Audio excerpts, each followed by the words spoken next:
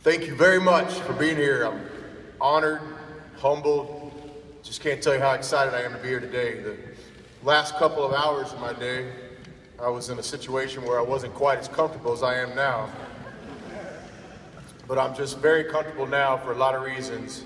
And maybe the biggest one being that we're on a basketball court right now where I've dedicated my whole life and where I look forward to in the near future getting it done here at a high level.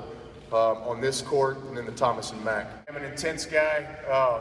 There's nothing more important to me than my relationship with my players. I'll do anything to win. I'll make a lot of sacrifices, including breaking bones to win. But I think our passion that our coaching staff will have, that I have individually, will bleed into our teams.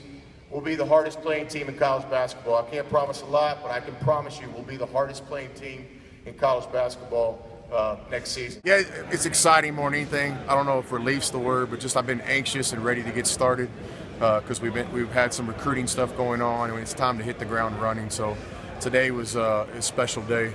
Kind of felt like Jimmy Chitwood in that movie Hoosiers up there in the town hall for a while. So but once we got that out of the way, I just can't tell you how excited I am to hit the ground running. Looking forward to getting with the players here, getting forward to getting on the phone tonight with recruits. We've got a recruiting period that starts tomorrow. We can get on the road, so just excited more than anything. Yeah, we had a special season this year. I thought it was one of the best stories in college basketball. We inherited a team that had a losing record. We inherited a roster that was depleted for the most part, except for a couple special guys that decided to stay. And then we did things quickly. We never had a one-year plan or two-year plan. We just went to work every day, and the results kind of speak for themselves. And that'll be the same formula here. It won't be a month plan or a year plan. We're going to get started tonight. We're going to try to do the best we can every single day.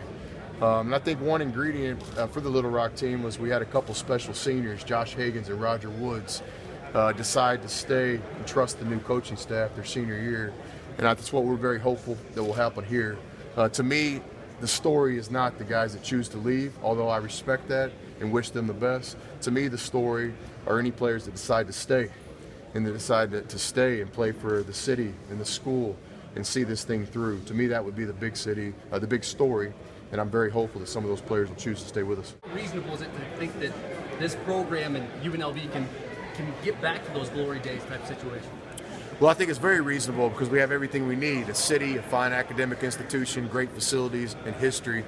I think you've got to embrace the history. I mean, to me, that was my message today above all, is the former players. I can't wait to get out there and meet the players, the guys that played here last year, the guys that played here 20 years ago. To me, it's a players program, and I just happen to be the caretaker of the program right now. It's very important to me to embrace the history of the program. I had a very nice text message from Danny Tarkanian earlier today. I had a great message from Coach Kruger a couple of days ago. Former players have already reached out, and to me, that's been the coolest part of the last couple of weeks. But the history of the program means everything to us. But we can't let it define the future. We also have to take our own journey, embrace the future, but also, visualize what the future of Running Rebel basketball will be. But I think the combination of both is what makes us a special place.